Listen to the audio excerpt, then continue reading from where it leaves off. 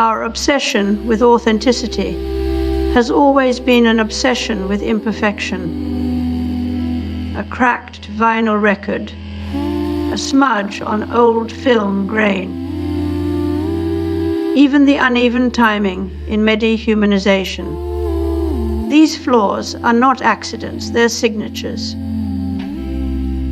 As Roland Barthes wrote in Image Music Texts, photographs carry a denoted message that feels so real it exhausts description itself. These jarring details, what he called the punctum, are often our anchor to truth. But what happens when imperfection becomes a product? Take AI handwriting filters. They don't just mimic the look of a human pen, they replicate the hesitation and lift, the micro movements that say, this was written by someone, not something. These are the new currencies of trust in an age where every interaction might be synthetic. But if we train ourselves to recognize imperfections as proof of authenticity, then what happens when those imperfections become mass-produced? We're left with a paradox. The more perfect our simulations, but by systems that demand it. The commodification of authenticity starts with the replication of artifacts, simulated film grain, synthetic weathering, even AI-generated cultural nostalgia.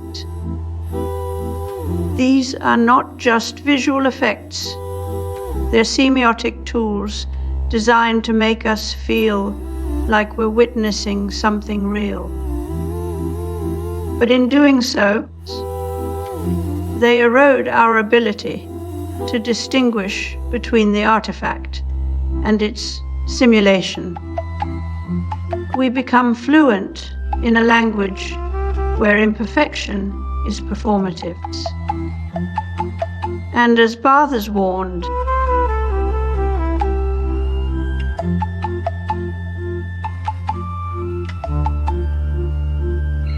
the earliest computers were not mere machines, but extensions of human intellect, designed to calculate trajectories, break codes, and model complex systems.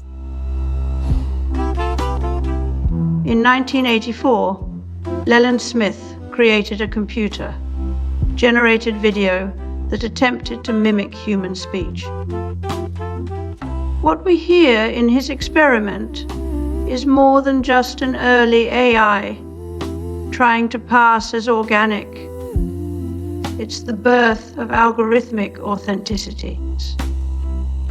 The program doesn't just simulate speech, it adds imperfections, hesitations, pauses, breaths, as if the machine is trying too hard to feel real.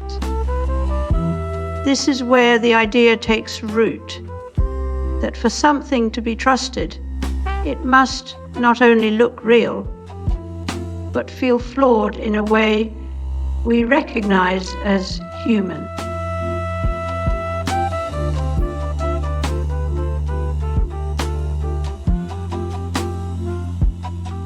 All right, buddy, hold it, please.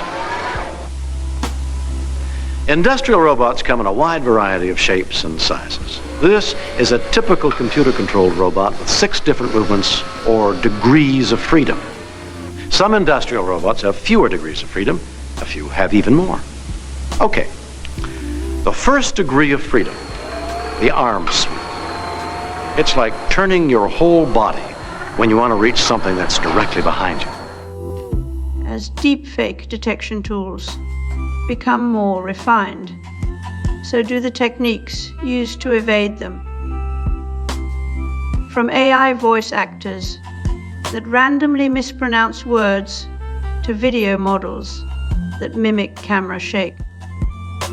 The same neural networks, trained to expose, lies are repurposed as lie machines,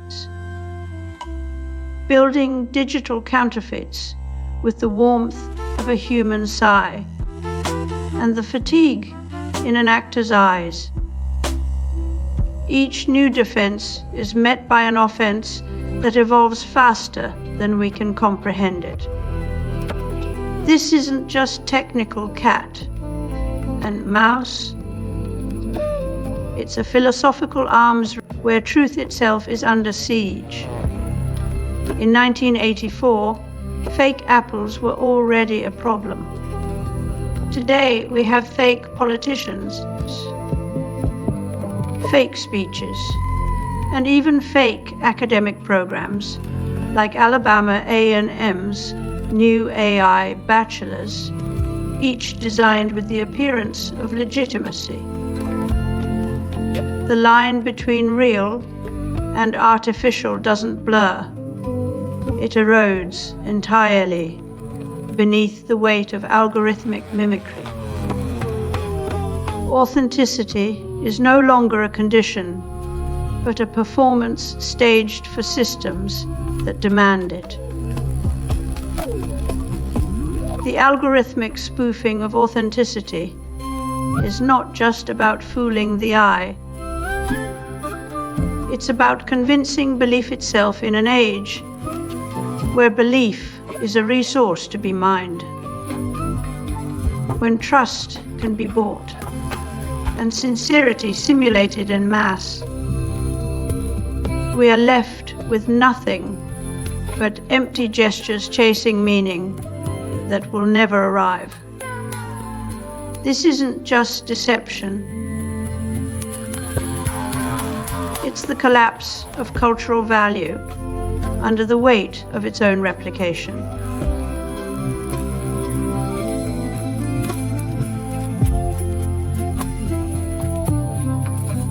Well, let's see.